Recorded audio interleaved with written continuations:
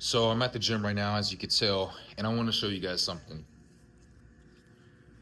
I am bow-legged, right? It's hard to tell in the camera. I don't know if you can tell or not, you guys, but when I put on pants, I am very, very bow-legged. I've been bow-legged ever since I was born. I had asthma. I had pre-diabetes when I was younger. I was fat, bow-legged, all of that stuff, you guys. And um, also this. Now, I'm not one of those guys that pull his shirt off and everything like that outside, but you got or in the gym. But I wanted to show you guys where I'm at and what it's taken to get here, you guys. You don't just I didn't just get this. I used to be very fat, and yeah, I'm flexing my abs and stuff right now, but I'm about 200 pounds right now, and I just wanted to say, you guys, nobody cares about the struggles that you're going through. You may have some people that care, but that is a luxury. You don't take them for granted.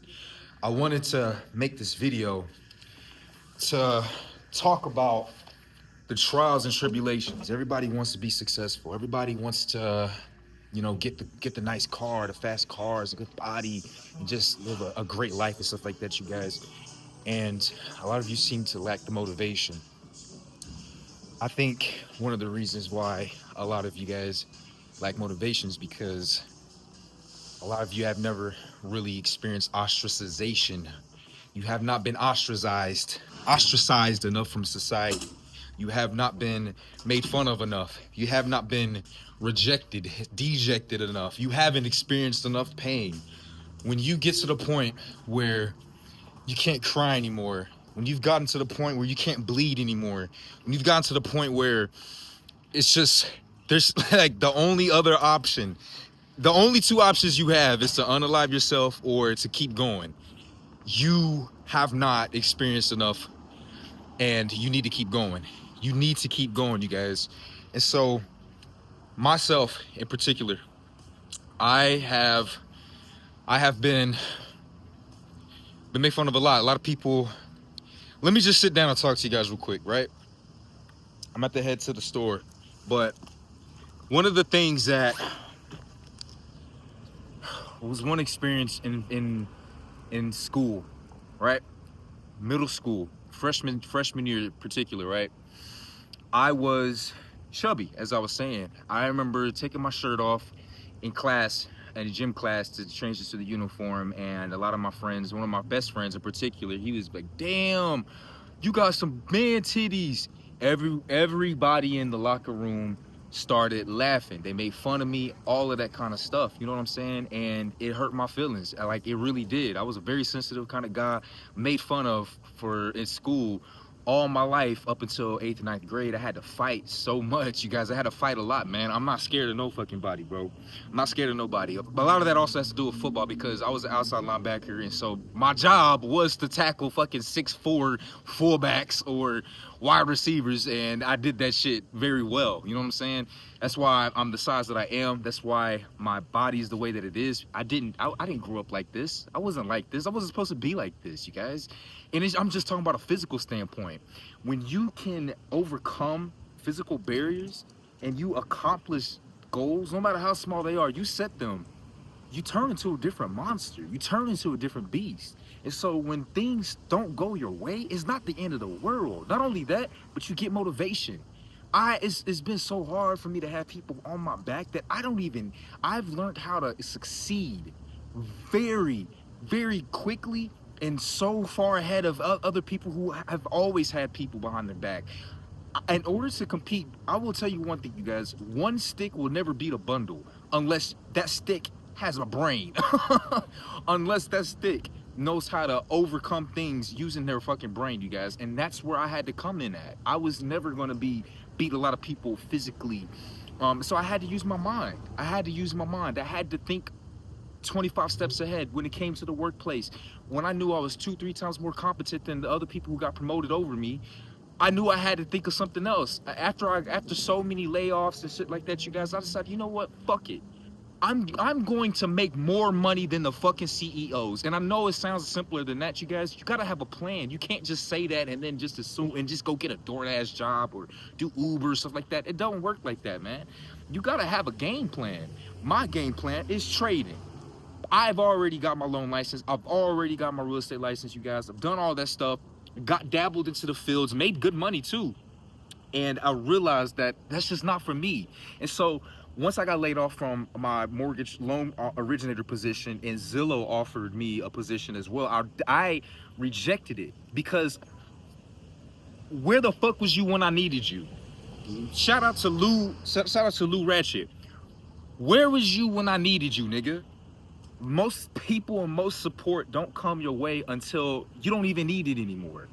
And that's unfortunately where you got to get to. That's unfortunately where you got to be at. You get the success, you get the help, you get the love, you get the support when you don't even need it anymore. But first you got to get to that point. You know what I'm saying? You got to get to that point.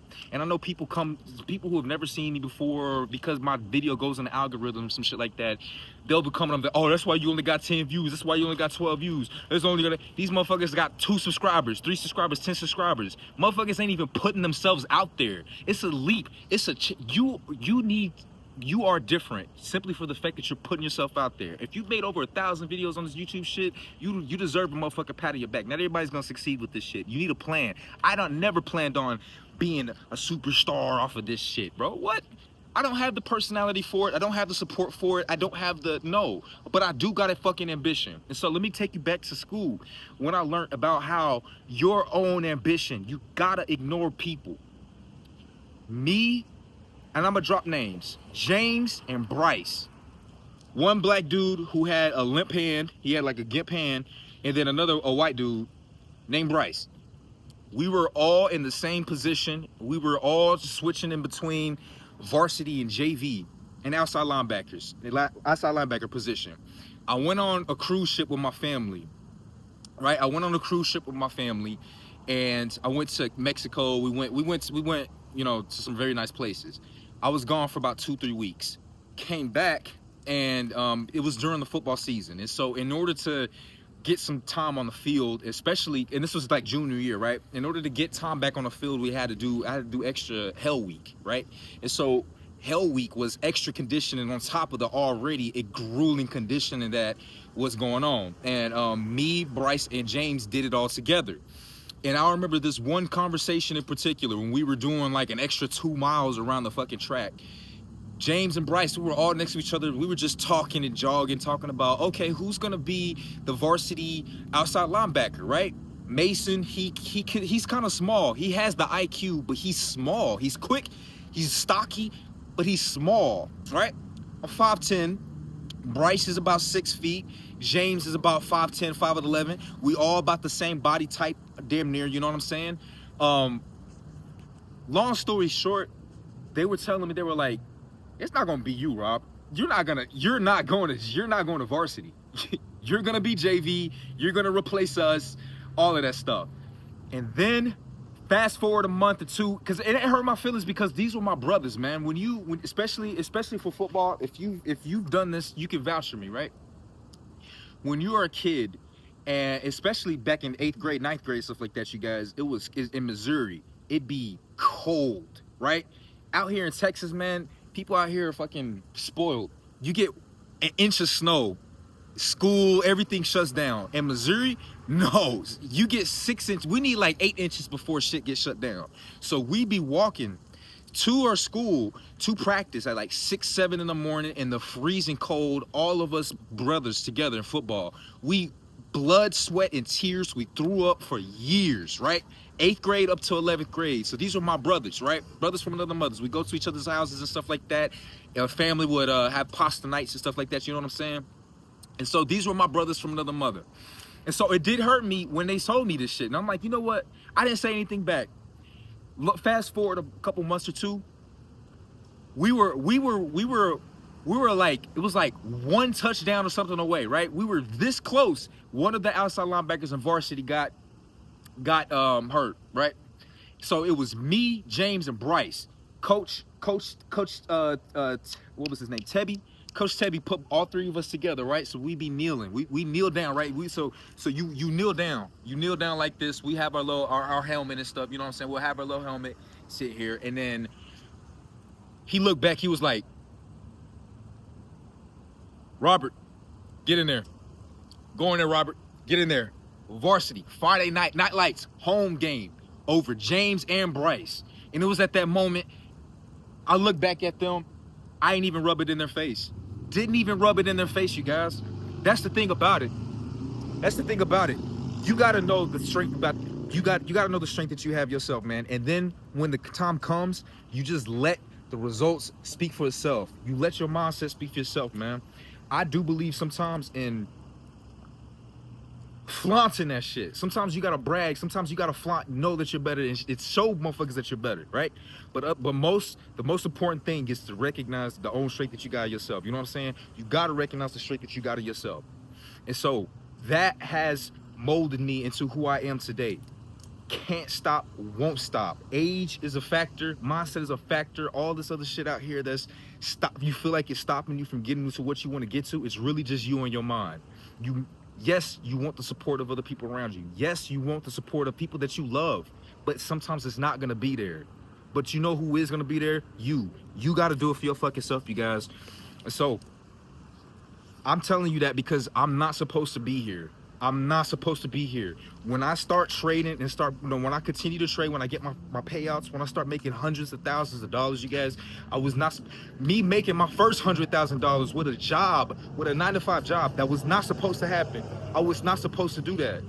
But you know why it did happen? Because I don't give up on my motherfucking self. It doesn't matter what other people say. They don't live the life they did not have. They weren't there to bleed. They weren't there to cry. They weren't sitting in the jail cell. They weren't doing none of that shit, right? So motherfuckers that come to the channel don't know me. Oh, you only got 10 views, you got 11 views. Motherfucker, I've been had 10, 11 views since I started this shit. What the fuck? You don't even know why I even got into this motherfucking shit. Because I actually got on YouTube because I started posting videos on Facebook and my friends said, you know what? You're sad. Why are you posting these videos here? And I was like, you know what? Fuck y'all niggas. I'll post on YouTube then. And then I started a YouTube channel, made thousands of dollars on it. Not a lot, but I made about $5,000 on this shit. You know what I'm saying? More than what anybody else has been able to do that I know of, right? More than other people, more than, you know what I'm saying? People always want to talk shit, but don't want to do the work. Don't want to do the work. And so that's why I will never stop. I will never stop because I never needed anybody. I never needed anybody. I would love to have your support. I would love to have your support. And I will try to do my best to give you as much helpful shit as I can. But I never needed anyone else's support because when I needed it, no one was fucking there. No one was fucking there for real. So that made me strong. So I want y'all to do the same, man. I want y'all to do the same. And so I just wanted to say this because, bro, diabetic, asthmatic, fucking bow-legged, made fun of all the time, underestimated. Call me the N-word? Come on, you gotta do better than that, man. You gotta do better than that. I done been through the hell. But I just wanted to say that, you guys, man. With that being said, it's your brother Trey. And we'll see you guys in the next one, all right? See you guys in the next one.